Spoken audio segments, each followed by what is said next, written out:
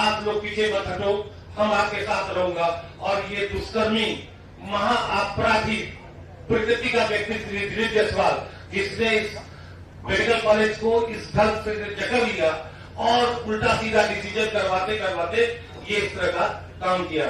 ये करोड़ों रुपया इकट्ठा किया हुआ, अरबों रुपया इकट्ठा किया हुआ उस मेडिकल कॉलेज से, और इसके सीबीआई ईडी से जांच कराई जाए तो ये जेलों के सलाखों में रहेंगे।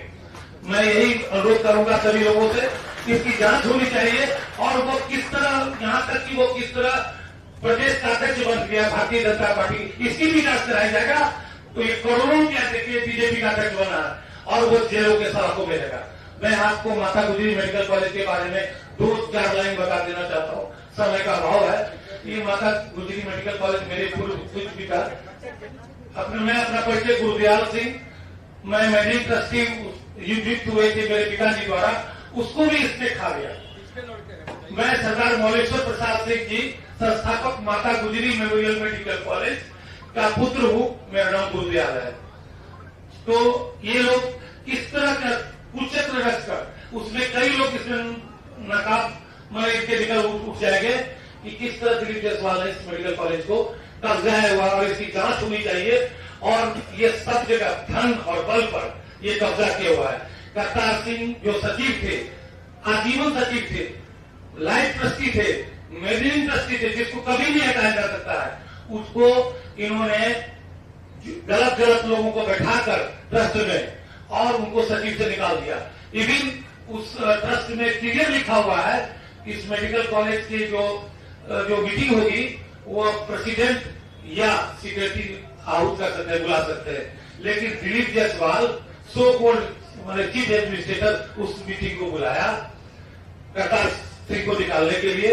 उसमें एजेंडा भी नहीं था कि करतार सिंह को निकाला जाएगा, और वो एक वहां एजेंडा भी ले लिया।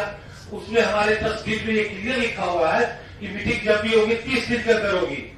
वो 25 दिन में मीटिंग बुला लिया अगले तरीके से, और उसमें ये प्रेसिडेंट और सेक्रेटरी के भी बुलाने का अधिकार था, ये बुला लिया, और उसमें कोई एजेंडा भी नहीं था। इस तरह से अवैध तरीका से उसको निकाल लिया, जिसमें माननीय जिला सत्र न्यायाधीश, जिला न्यायाधीश कटिहार ने उसमें क्लियर कट लिखा था कि जो भी हुआ है तो गलत हुआ है, और ये मैनेज करके धन बल पर ये कॉलेज को कब्जा किया हुआ है। हम आप लोग सभी बंधुओं से अनुरोध करूंगा, मैं सदा सत्य बोलता हूं और बोलते रहूंगा जब तक ये हमको भी हो सकता है मरवा दे। आपको मैं बता देता हूं, ये मरवा नहीं सकता मुझे, ये इस तरह का व्यक्ति है। धन्यवाद।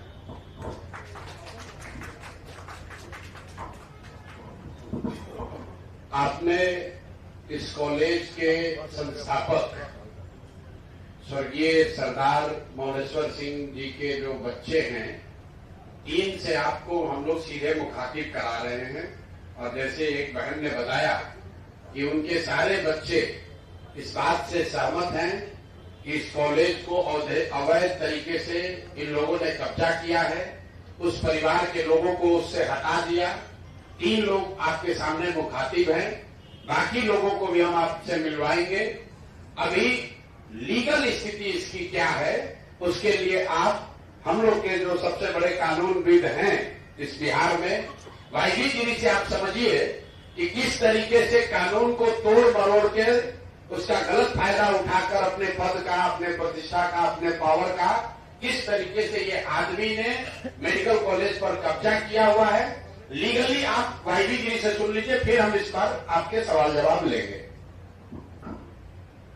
शुरू से ही ये जब संस्था बनी मेडिकल कॉलेज, जो सरदार मौलेश्वर सिंह जो इन लोगों के पिता थे, वही ओरिजिनल ट्रस्टी और लाइफ मेंबर बने, और उन्होंने मेडिकल कॉलेज अपने बड़े लड़का करतार सिंह और 1-2 आदमी और को मिला के उन्होंने बनाया, और वो लाइफ ट्रस्टी हुए। और उन्होंने पहले पटना में मेडिकल कॉलेज शुरू किया, लेकिन बाद में किशनगंज में एक संस्था थी मेडिकल, एक अस्पताल था जो मरवाड़ी समाज चलाता था, उसके साथ टाई अप करके वो वहां शिफ्ट कर गए। स्मूथली चलना शुरू हुआ, चलने लगा तो 2-3 गीट बने हैं ट्रस्ट एक्ट में भी। और देखिए ट्रस्ट एक्ट मेरे पास है, इसका भी आप लोग संज्ञान लीजिए। और रजिस्ट्रेशन एक्ट है, इसका भी संज्ञान लीजिए। जो ट्रस्ट एक्ट और रजिस्ट्रेशन एक्ट को मिला के पढ़ने से आपको लगेगा कि जो मूल आत्मा है फर्स्ट ट्रस्ट का, डीड का, ट्रस्ट डीड का, उसको ट्रस्टी को भी अधिकार नहीं है कि उसको बदल सके, उसमें कोई सब्सटेंशियल चेंज कर सके। आर्टिफिशियल चेंज ऊपर ढपक कर सकते हैं, लेकिन जैसे इसमें प्रधान है, प्रधान के 2/3 सिख ही लोग इसके कमिटी में रह सकते हैं। आज की स्थिति क्या है पता नहीं, कैसे ये इंस्टीट्यूशन रन कर रहा है, कंप्लीट वायलेट किए हैं ये लोग ट्रस्ट एक्ट को। और कितने सिख रह के सिख रह गए हैं, 2/3 जहां रहना कंपल्सरी है, वहां 2-4 अब सिख रह गए हैं, बाकी सब नॉन सिख लोग आ गए हैं। वो मेडिकल कॉलेज वाले जो जिनका कॉलेज लिएगा था मारवाड़ी समाज के, उसके सेक्रेटरी हो गए हैं।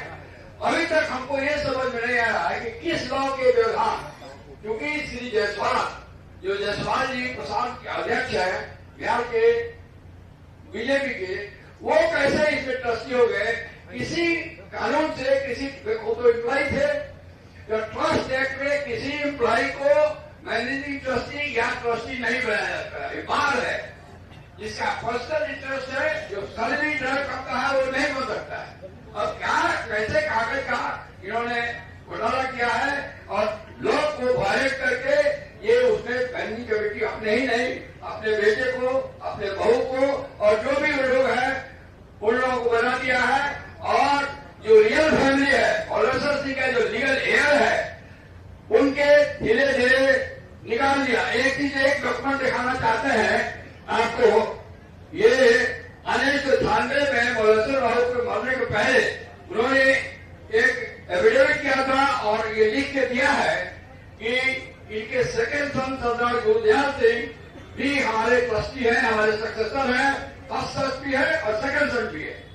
इसको भी इग्नोर करके ये सरदार गुरुदयाल सिंह को बाहर किया गया है, इनको उसमें जाने तक नहीं दिया जा रहा है, इनकी बहनों को नहीं जाने दिया रहा है। इनके जितने रिश्तेदार हैं जिसका legally inheritance, law of inheritance में भी लोग आ जाते हैं। किसी भी प्रॉपर्टी का लॉ ऑफ इनहेरिटेंस बात करता है तो बेटा नहीं तो बेटी, उसका स्वतः उसमें प्रवेश हो जाता है, वो भी नहीं माना गया है। और एक थर्ड आउटसाइडर एंड एम्प्लॉई किस तरह से हथकंडा करके कब इसको पकड़ लिया है, ये शुद्ध कानूनी है। मैंने बहुत ही का केस मोटा मोटी अध्ययन किया है और इन लोगों के लिए मैंने एक रास्ता, लीगल रास्ता खोल चुका है। राजनीतिक रूप से, सामाजिक रूप से तो दबाव श्री जायसवाल पर बनाया जाए, लेकिन कानूनी रूप से भी उनको बेदखल करने का हम लोगों को कुछ रास्ता मिल गया है। उसका विस्तृत चर्चा मैं आज नहीं करूंगा, लेकिन हम लोग लीगल स्टेप लेने जा रहे हैं और इन लोगों को मदद करने जा रहे हैं। प्रशांत जी के इंसान पर, प्रशांत जी की इच्छा से, प्रशांत जी के थे हमारे राष्ट्रीय अध्यक्ष, हमारे भारतीय जी स्टेट अध्यक्ष, इन सब लोगों का विचार है कि हम लोग पॉलिटिकल लेवल पर तो डील ही कर रहे हैं, कानूनी उपाय से इन लोगों को पुनर्स्थापित किया जाए और जो स्ट्रेंजर है, जो बाहरी है, जो फ्रॉड करके उस कॉलेज को कैप्चर किया हुआ है, उसको बाहर किया जाए। हम समझते हैं कि जो लीगल स्टेप हम लोग लेने जा रहे हैं उसमें आज कल उसमें हम लोग को सफलता मिलेगी और पूरा परिवार का इस पर पूरा कब्जा होगा और जो आदमी मंत्र बन के बैठा हुआ है वो बाहर होगा। बहुत बहुत धन्यवाद। देखिए, ये बात किसी एक व्यक्ति, एक संस्था की नहीं है। बिहार में जो कानून के रक्षक हैं, जिनके कंधों पर ये जिम्मेवारी है कि कानूनी व्यवस्था बनी रहे, कैसे वो लोग सरेआम कानून का उल्लंघन कर रहे हैं और किसी परिवार का, किसी व्यक्ति का, किसी संस्था का जो प्रॉपर्टी है, जो मेडिकल कॉलेज है, उसको न सिर्फ कब्जा कर लिया, उसको 25-30 वर्ष से अपने कंट्रोल में रखे हैं। और ये उस दल के अध्यक्ष हैं जो चाल चरित्र चेहरा की बात करता है। ये वो दिलीप जायसवाल हैं जो बीजेपी के अध्यक्ष हैं और साथ ही राबड़ी देवी के मुंह बोले भाई भी हैं। ध्यान रखिए, ये कब्जा इसलिए नहीं किए हैं कि ये बीजेपी के अध्यक्ष है, ये कब्जा इसलिए कर पाए हैं कि हमाम में सब नंगे हैं। ये सारे नेता एक साथ मिलके, जिसमें राजद के लोग भी शामिल हैं और जिसमें भाजपा के लोग भी शामिल हैं, सुबह शाम राजद का नेतृत्व तो ये कह रहा है कि हम लोग भाजपा से लड़ाई लड़ रहे हैं, और भाजपा का अध्यक्ष, राज्य का अध्यक्ष, उसने एक सिखों के कॉलेज को जबरदस्ती कब्जा किया हुआ है। उसको राजद की इतनी बड़ी नेत्री राबड़ी देवी कह रही कि मेरा मुंह बोला भाई है, और उनके मुख्यमंत्री रहते हुए ये कब्जा हुआ है, और उसके बाद लगातार ये कब्जा बना हुआ है। तो ये दिखाता है कि भाजपा, राजद, जदयू, ये सब when it comes to personal profiteering, व्यक्तिगत लाभ की जहां बात आती है तो ये सब लोग आपस में मिल जाते हैं। आपने सरदार मौलेश्वर सिंह के बच्चों से सुना, लीगल स्थिति आपने सुनी। भाई, जो व्यक्ति उस कॉलेज में क्लर्क भी बाद में बने, पहले जो इन लोगों ने कॉलेज को शुरू किया उसके हेल्पर थे, फिर कॉलेज में क्लर्क बने, फिर उसके बाद वहीं पर एडमिनिस्ट्रेटर बने, फिर उन्होंने ट्रस्टी जो था उसी को हटा दिया, खुद ही मैनेजिंग ट्रस्टी या डायरेक्टर बन गए, अपने बेटे को ला दिया, अपने बहू को डाल दिया, और जो लोग भी ओरिजिनल बनाने वाले थे सबको हटा दिया। उन्होंने जो किया ये तो बहुत गंभीर विषय है, लेकिन आपके हमारे लिए गंभीर विषय ये है कि बिहार में 25 साल से ये चीज चल रहा है, आज तक न किसी ने आवाज उठाई, न उन पर कोई कार्रवाई हुई, न उस आदमी को कोई डर है, बल्कि वो आदमी क्लर्क से बढ़ते बढ़ते अब भाजपा का यहाँ का अध्यक्ष बन गया है। ये कैसे संभव है? ऐसा नहीं है कि बीच में मामला उठा नहीं है। एक व्यक्ति राजेश शाह की इसमें संदिग्ध हत्या भी हुई है, उस पर केस भी हुआ है। उस परिवार के लोग मुख्यमंत्री के दरबार में नीतीश कुमार से आकर मिले हैं, नीतीश कुमार ने उस पर जांच की बात कही है, और जिस एसपी ने साहब को, ये दिलीप जायसवाल को क्लीन चिट दिया है, अपेरेंटली उन्हीं की पत्नी के बारे में कहा जा रहा है कि उसको मेडिकल कॉलेज में एडमिशन देके उनको एमबीबीएस कराया गया है। तो ये जो पूरा मॉडल है, इस कॉलेज का इस्तेमाल राजनीतिक लाभ और पैट्रोनेज के लिए खुलेआम 25 साल से किया जा रहा है। अब एक आंकड़ा सुनिए, 50 से ज्यादा पॉलिटिकल लोगों के परिवार के लोग, एक तो नहीं, 50 से ज्यादा अलग अलग पॉलिटिकल परिवार के लोग, उनके बच्चे, उनके परिवार के सदस्य बिना किसी एडमिशन टेस्ट के मैनेजमेंट कोटा से इस कॉलेज में उन्होंने एडमिशन लिया, वहां से मेडिकल की उनको डिग्री मिल गई, और वो सब दिलीप जायसवाल को बचाने और मदद करने में लगे रहे। जब भी पिछले 25 वर्ष में दिलीप जायसवाल को कोई परेशानी हुई, जिससे भी परेशानी हुई, उस व्यक्ति को, वो चाहे राजनीतिक नेता था या पत्रकार था, पुलिस वाला था, जुडिशरी का था, या तो उसको पैसे और बल से दबाया गया, अगर नहीं हुआ तो उसके परिवार में किसी आदमी को मेडिकल में सीट देकर इस आदमी ने मैनेज किया।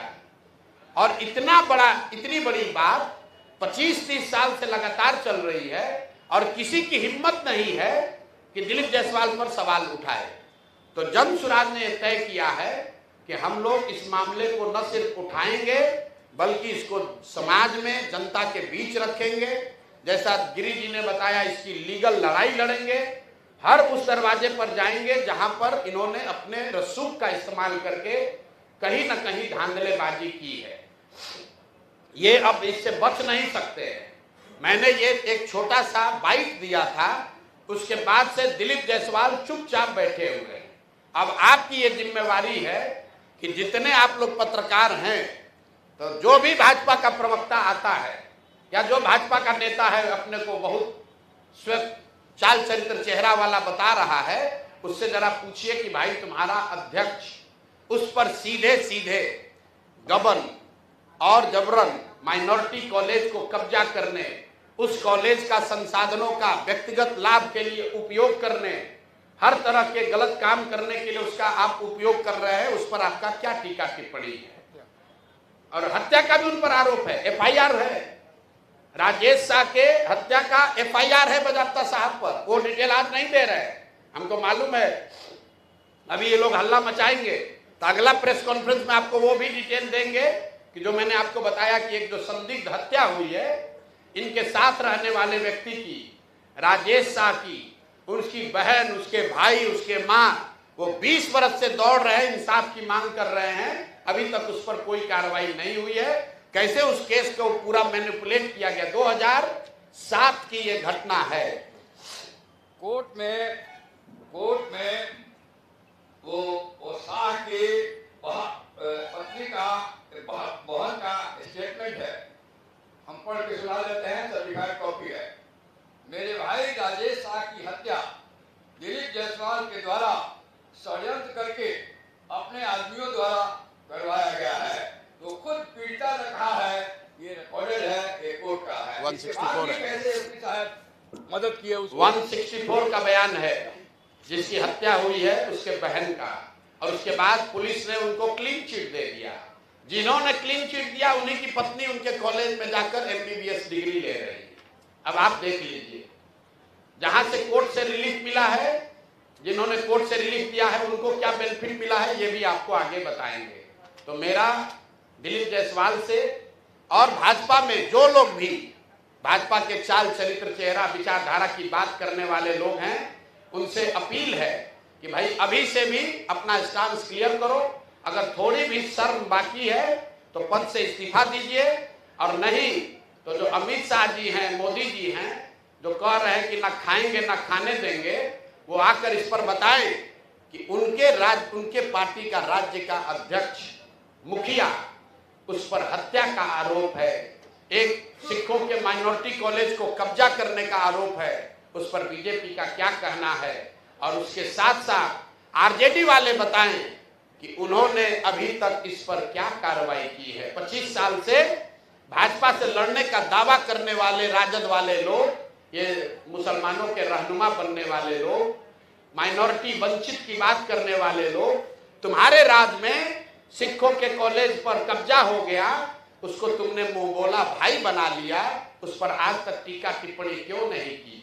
आपको बता देते हैं क्यों नहीं की कि लालू जी के जो 2 साले थे, जरा जाकर पता कीजिए कि उन दोनों सालों के परिवार के कितने लोग इसी मेडिकल कॉलेज से गलत तरीके से डिग्री लेकर डॉक्टर बने।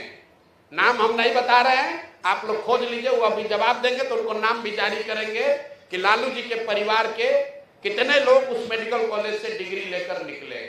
तो मेरे भाई, ये मिली भगत है, सब आपस में मिले हुए हैं, और वहां पर एक कॉलेज को कब्जा किया। जिसने आवाज दी उसको या तो मैनेज किया या उसको मार दिया, उसको दबा दिया। करतार सिंह जी जो वहां मैनेजिंग ट्रस्टी थे, उनको केस में फंसाया, जेल में उनके साथ मारपीट की गई, उनको इतना टॉर्चर किया कि करतार सिंह जी किशनगंज छोड़कर भाग गए। जब वो किशनगंज छोड़कर भाग गए, उसके बाद जाकर उनके साथ दबाव में समझौता करके केस विड्रॉ कराया है। तो भाई ये बात पब्लिक डोमेन में आनी चाहिए, भाजपा का भी, उसके साथ जदयू का भी। और एक और बात समझ लीजिए कि 3 बरस लालू जी राबड़ी जी की बात छोड़ दीजिए, अभी नए नए उनके लड़के जो नेता बने हैं, 2 बार जब महागठबंधन की सरकार रही है, दोनों बार स्वास्थ्य मंत्रालय उसका मंत्री राजद के लोग रहे हैं, दोनों बार डिपार्टमेंट राजद के पास रहा है। जदयू वालों से पूछिए कि सुशासन की बात करने वाले नीतीश कुमार 20 साल से यहां शासन कर रहे हो, दिलीप जायसवाल को बगल में बैठाकर चाय पीते हैं, सीटों का निगोशिएशन करते हैं, तो क्या आप मानने को तैयार हैं कि मेडिकल कॉलेज पर अवैध कब्जा करने वाले के साथ बैठकर आप राजनीति कर रहे हैं? तो ये हम लोग का आरोप है, हम लोग ने अपनी बात रख दी। अब आपके जो सवाल है वो आप कर लीजिए। इसका दूसरा चरण अभी 7 दिन में जब उनका जवाब आएगा तो फिर जारी करेंगे, इनको छोड़ेंगे नहीं। हर 7 दिन पर लोगों को बताएंगे कि इस आदमी का चरित्र क्या है, और इसके साथ जुड़े हुए लोग, चाहे वो भाजपा के हों या राजद के, अब वो बच नहीं सकते हैं। अगर कानूनी तौर पर बच भी गए हो तो पब्लिक के सामने आपको खड़ा करेंगे और 3 महीना के बाद अगर जनसुराज की व्यवस्था बनी तो आपको आपके साथ क्या होने वाला है अभी से आप समझ लीजिए।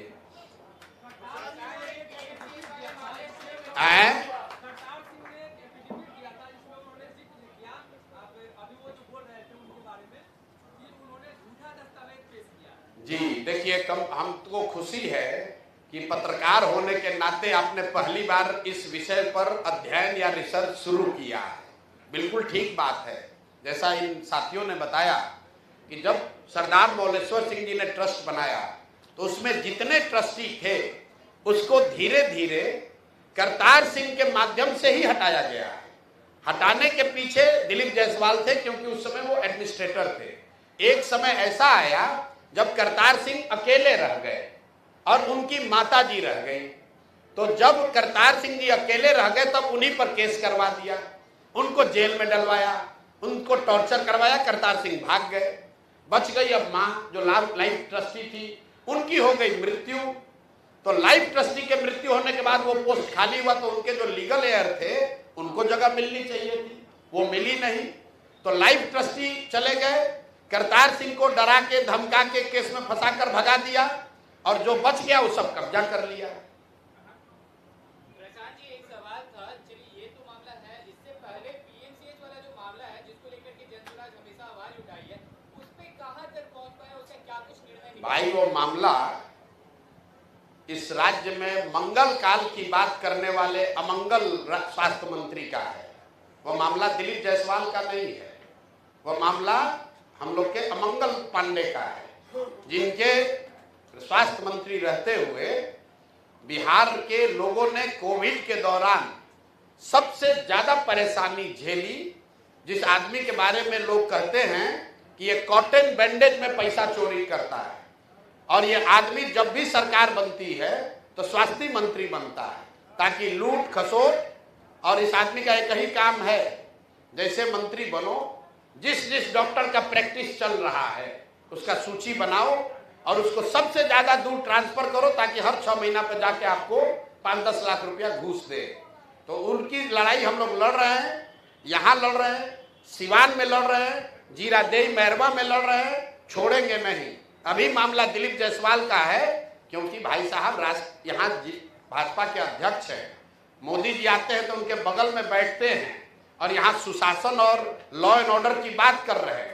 जो खुद ही भूमि माफिया है, जो खुद शराब माफिया है, जो खुद बालू माफिया है, जो खुद दूसरों की प्रॉपर्टी कब्जा करता है। हमको किसी ने बताया कि कल कहा है कि हम घर में घुस के अपराधियों को मारेंगे।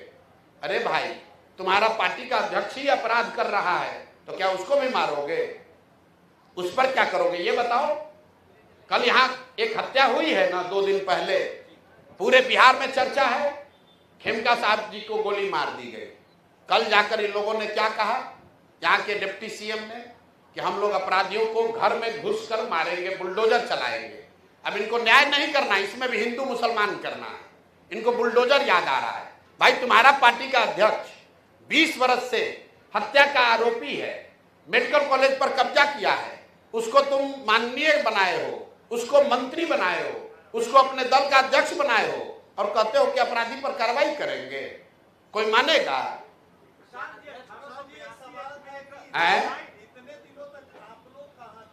बिल्कुल ठीक बात है, इतने दिन तक कहाँ थे?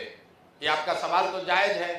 भाई हम तो 3 बरस पहले बिहार में भी नहीं थे, तो बिहार की दुर्दशा के लिए हम ही जिम्मेवार हैं, क्योंकि हमारे जैसे आदमी को तो पहले आकर बिहार में प्रयास करना चाहिए। और मैं मजाक नहीं कर रहा हूँ, मैं नहीं, सरकार की बात नहीं है, ये मेरा दोष है, मेरे जैसे हर उस बिहारी का दोष है जिसमें क्षमता है, जिसके पास बुद्धि शक्ति थी, है, भगवान ने दिया है। और हम लोगों ने इस बिहार में आकर जिस तरह का प्रयास करना चाहिए था नहीं किया, उसी के सुधार के लिए तो 3 बरस से इतनी मेहनत कर रहे हैं। लेकिन जब जागे तभी सवेरा। अब आप क्या कहते हैं कि 10 बरस काम नहीं किया तो अब करें, आकि फिर इसी नाम पर बैठे रहे कि 10 बरस नहीं किया इसलिए आगे भी 10 बरस नहीं करेंगे? चुनाव से इसका कोई लेना देना नहीं। दिलीप जायसवाल तो चुनाव नहीं लड़ रहे हैं, दिलीप जायसवाल तो जीवन में चुनाव ही नहीं लड़े। ये तो एमएलसी है, ये तो एमएलसी हैं भाई, चुनाव नहीं दिलीप जायसवाल लड़े। दिलीप जायसवाल भाजपा के अध्यक्ष हैं, उन्होंने अपनी एक छवि बनाई हुई है। भाजपा के लोग कह रहे हैं कि जनसुराज में अपराधी लोग हैं, तो हमारे बगल में कौन बैठा है देख लीजिए। हमारे बगल में देश की सेवा करने वाले लेफ्टिनेंट जनरल बैठे हुए हैं। हमारे बगल में देश की सेवा करते हुए 3 देशों में राजदूत रहे मनोज भारती बैठे हुए हैं।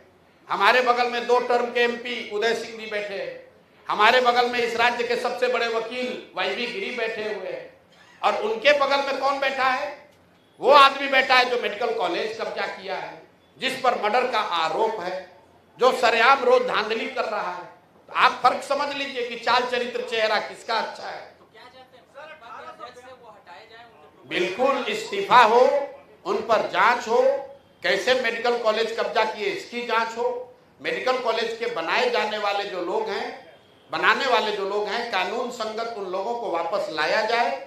सिख समुदाय का वो कॉलेज है, सिखों का राइट वहां वापस बहाल होना चाहिए।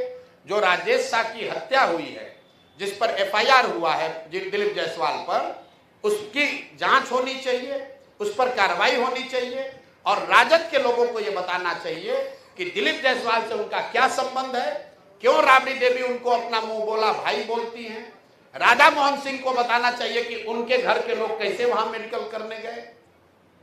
अब मैं नाम एक एक करके बता रहा हूं, आपको बोला है 50, 2 को बता दिए। लालू जी के सालों के परिवार के लोग उसी मेडिकल कॉलेज से पढ़कर निकले। जिस SP ने इनको क्लीन चिट दिया है, उसकी पत्नी भी उसी मेडिकल कॉलेज में पढ़ी है। जो कोर्ट से रिलीफ मिला, कोर्ट के में जिसने रिलीफ दिया, उसके घर का आदमी भी वहीं से मेडिकल किया है। भाजपा के बड़े नेता राधा मोहन सिंह, उनके परिवार के लोग भी वहीं से मेडिकल किए हैं।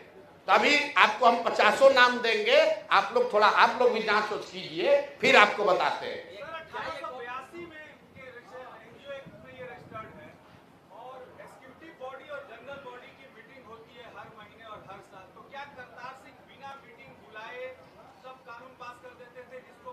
नहीं, देखिए, करतार सिंह जी से नेचुरली कुछ गलती हुई होगी, मैं उसका विशेषज्ञ नहीं हूं। गलती करतार सिंह ने की, ट्रस्ट बनाने वालों ने की, उसके एग्जीक्यूटर्स ने की, ये विषय नहीं है।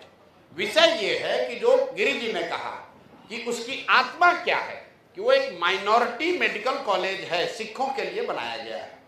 उसमें बनाते समय ये तय किया गया कि किसी भी हालत में कम से कम 2/3 जो ट्रस्टी होंगे वो सिख समुदाय के होंगे। सबसे यक्ष प्रश्न ये है कि उस ट्रस्ट में क्या 2/3 सिख हैं। दूसरा प्रश्न ये है कि जो व्यक्ति उस मेडिकल कॉलेज में क्लर्क था, वो उसका डायरेक्टर और अभी 2-3 है बस, 2 हो 3 हो, 2/3 तो नहीं है। और दूसरा प्रश्न ये है कि दिलीप जायसवाल जो उस मेडिकल कॉलेज में क्लर्क थे, वो उसके ट्रस्टी कैसे बन गए, उसके मैनेजिंग पार्टनर कैसे बन गए, उनका बेटा और दामाद किस तरीके से, बेटा और पतोह कैसे उसमें आ गए। इन सवालों पर आइए। करतार सिंह जी ने क्या किया नहीं किया, वो तो अभी इस दुनिया में नहीं है, वो विषय नहीं है। विषय है कि दिलीप जायसवाल इसमें क्या कर रहे हैं। और एक अंतिम बात और सुन लीजिए, क्योंकि आप लोग का इसमें इंटरेस्ट भी है, हम देख रहे हैं 2-4 आदमी इस पर कुछ रिसर्च भी किए हैं, तो एक रिसर्च और कीजिए कि उस कॉलेज में आयुष्मान कार्ड के जरिए पिछले साल कितने रुपए का भुगतान कराया गया है, उसमें कितने लोगों का इलाज हुआ और कितने लोगों को आयुष्मान कार्ड का लाभार्थी बनाकर फर्जी पैसा निकाला गया है। ये भी लिस्ट आपको जारी करेंगे थोड़े दिन में कि वहां पर सिस्टमेटिक तरीके से लोगों का आयुष्मान कार्ड लेकर उसके नाम पर बड़े पैमाने पर पैसा निकाला गया है। आयुष्मान कार्ड में 5 लाख रुपए मिलता है, तो कई ऐसे केस हैं कि आपको खांसी हुआ है, आपका आयुष्मान कार्ड लिया, भर्ती कराया, 4 लाख रुपया निकाल लिया। तो उस कॉलेज में किस तरह की अनियमितता हो रही है, इस पर डिटेल में बात होगी। पहले तो कॉलेज पर किसका मालिकाना हक होना चाहिए उसको क्लियर कीजिए, फिर उसके फंक्शनिंग पर बात होगी कि वहां किस तरह फर्जी दवा बिक रही है, किस तरह आयुष्मान कार्ड का दुरुपयोग किया जा रहा है, किस तरह से वहां पर लोगों का एडमिशन किया जा रहा है। ये सारी बात आगे होगी। अभी तो ये तय करना है कि सिखों के माइनॉरिटी कॉलेज, मेडिकल कॉलेज जिसको सरदार मोलेश्वर सिंह ने बनाया था, उसके मालिक मुखिया दिलीप जायसवाल कैसे बन गए। ठीक है भैया।